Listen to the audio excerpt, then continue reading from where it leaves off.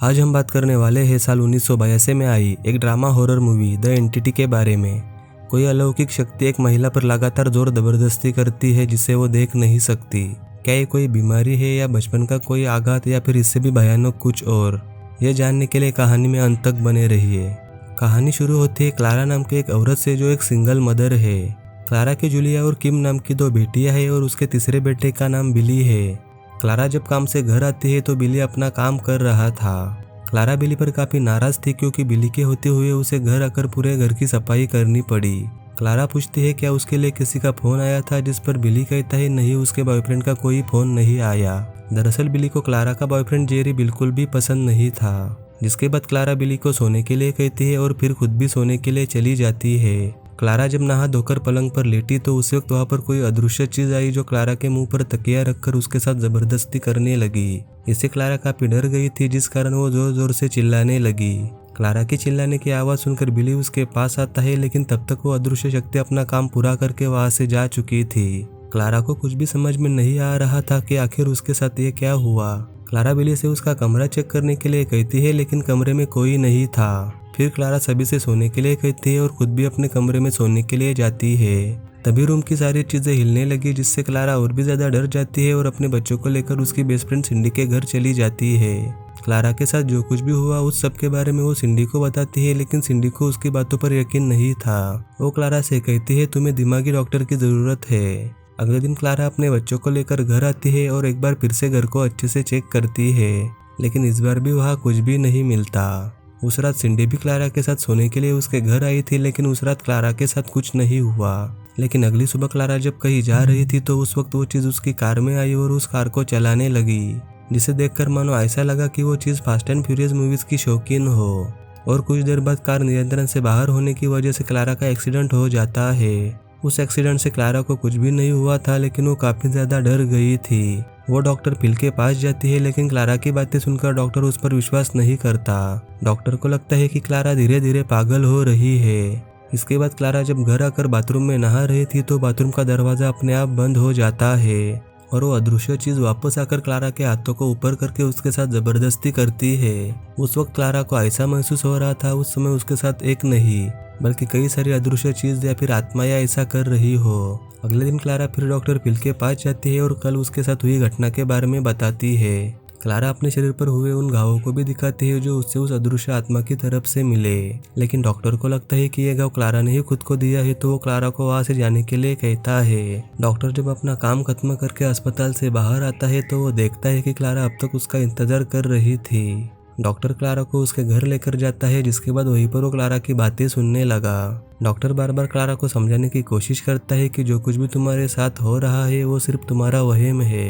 जिसके बाद क्लारा अपने अतीत के बारे में डॉक्टर को बताती है। जब वो छोटी थी तो उसके खुद के पिता उसके साथ गंदी हरकतें करते थे और उसके साथ गलत करते थे। फिर 16 साल की उम्र में ही वो प्रेग्नेंट हो गई, जिसके बाद उसकी शादी हुई और उसकी 2 बेटियां हैं।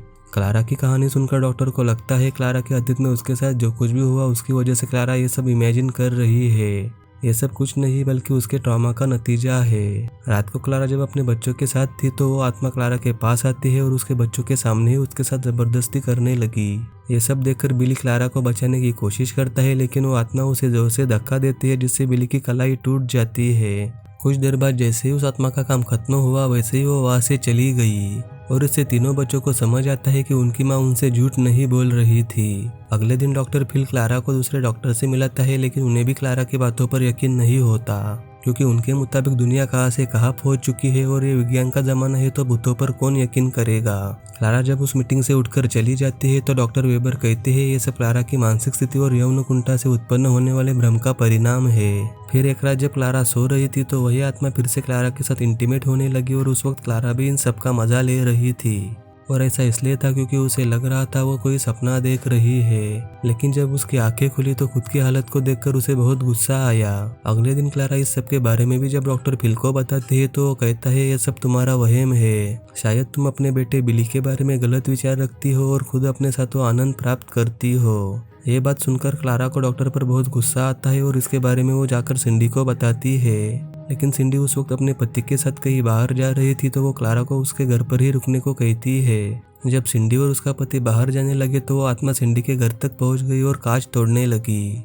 आवाज़ सुनकर सिंडी भी वहाँ आती है और कांच को अपने आप टूटता देख वो भी समझ जाती है क्लारा सच बोल रही थी। अगले दिन सिंडी और क्लारा एक लाइब्रेरी में जाते हैं जहाँ वो पैरानॉर्मल इन्वेस्टिगेटर्स को देखते हैं जो आत्माओं के बारे में बातें कर रहे थे। क्लारा उन्हें अपनी सारी कहानी बताती है और दोनों ही क्लारा की मदद करने के लिए तैयार हो जाते हैं। क्लारा उन्हें अपने घर लाती है जहाँ वो अपने साथ कुछ यंत्र लेकर आए थे। उन यंत्रों को घर में लगाने के बाद जैसे ही रात होती है वो आत्मा हर बार की तरह क्लारा के पास आने की कोशिश करती है, लेकिन तभी यंत्र अपना काम करते हैं और इलेक्ट्रिक लाइट की वजह से वो आत्मा क्लारा को छू तक नहीं पाती।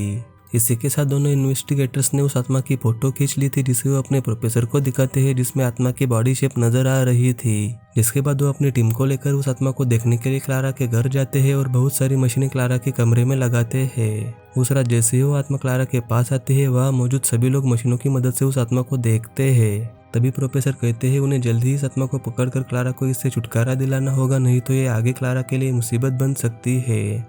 सभी के वहाँ से जाने के बाद क्लारा का बॉयफ्रेंड जेरी वहाँ आता है जिसे क्लारा उस आत्मा के बारे में सब कुछ बताती है, लेकिन जेरी कहता है तुम्हें अब उस आत्मा से बिल्कुल डरने की ज़रूरत नहीं है क्योंकि मैं अब तुम्हारे साथ हूँ। और इससे ये बात बिल्कुल साफ थी कि जेरी को क्लारा की आत्मा की बात पर बिल्कुल भी यकीन नहीं था। जेरी क्लारा के लिए नई ड्रेस लेकर आया था जिसे पहनने के लिए क्लारा अंदर जाती है, लेकिन काफ़ी देर तक वो बाहर नहीं आती। और जब जेरी उसे देखने के लिए अंदर जाता है तो वो देखता है कोई अदृश्य चीज़ क्लारा के साथ ज़बरदस्ती कर रही थी। जेरी को ये सब देखकर अपने आंखों पर यकीन नहीं होता, लेकिन फिर थोड़ी हिम्मत करके वो क्लारा की मदद करने की कोशिश करता है, लेकिन वो क्लारा को छुड़ाने में कामयाब नहीं होता और वो आत्मा उसे धक्का देकर दूर फेंकती है। तभी वहाँ पर बिली आता है जिसे लगा कि जेरी उसकी माँ के साथ ज़बरदस्ती कर रहा था तो वो उससे लड़ने लगा। फिर सच्चाई पता चलने पर बिली क्लारा को अस्पताल लेकर जाता है जहाँ जेरी डॉक्टर फिल को सारी बात बताता है। इसी के साथ जेरी इन सब चीज़ों से काफ़ी ज़्यादा डर गया था तो वो क्लारा से ब्रेकअप करके वहाँ से चला जाता है।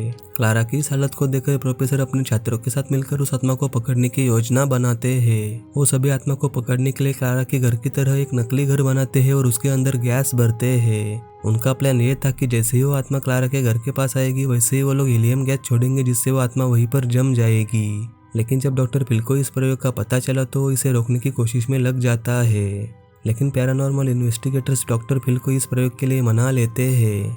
जिसके बाद क्लारा उस नकली घर के अंदर जाती है और आत्मा का इंतजार करती है। कुछ देर बाद वो आत्मा अंदर आती है, लेकिन हैरान करने वाली बात यह थी कि उसे उनके प्लान के बारे में पता था। वो आत्मा उल्टा हीलियम गैस से क्लारा पर ही हमला करती है, जिस दौरान एक हीलियम गैस का सिलेंडर फटने से वो गैस आत्मा को वहीं पर जमा देती है। लेकिन कुछ समय बाद ना जाने वो आत्मा कैसे उस बर्फ के टुकड़े को तोड़कर वहां से भाग गई, ये एक पहेली वाली बात है। अब सभी को आत्माओं के अस्तित्व पर यकीन हो गया था, लेकिन वो ये राज अपने तक ही रखने का फैसला करते हैं, क्योंकि अगर दुनिया को इस बारे में पता चला कि भूत असल में होते हैं और वो जिंदा लोगों के साथ कुछ भी कर सकते हैं तो अनर्थ हो सकता है। अगले दिन क्लारा जैसे ही अपने घर आती है तो सामने का दरवाजा अपने आप बंद होकर एक शैतानी आवाज़ क्लारा का उसके घर में स्वागत करती है। क्लारा उस आवाज़ पर ध्यान नहीं देती और दूर से दरवाजा खोलकर अपने परिवार के साथ उस घर को छोड़कर टेक्सास में शिफ्ट होती है।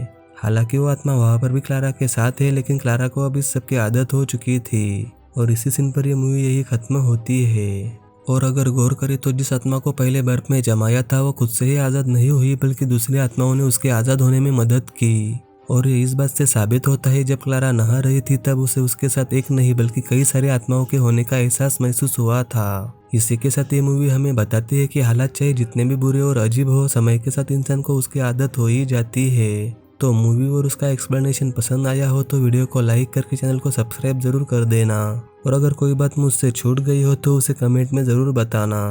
कहानी में अंत तक बने रहने के लिए धन्यवाद।